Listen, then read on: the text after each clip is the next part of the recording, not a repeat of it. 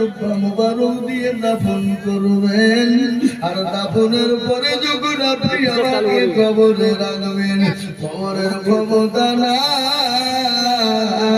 আমি খালি যাকে কবর স্পর্শ করে।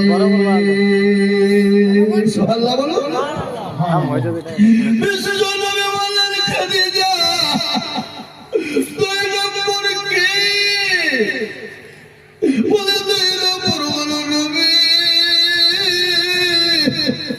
কবর যে বড় কঠিন। ডানের মাটি বায়ে যাবে, বামের মাটি ডানে যাবে। যেমন সিংহে গম দিলে যেমন কি তৈরি হয়, সিংহে গম দিলে কি হয়? আটা তৈরি হয়। তবে নবী কবর বড় কঠিন, ডানের মাটি বামে যাবে, বামের মাটি ডানে যাবে। এত সুন্দর বডি, এত সুন্দর শরীর।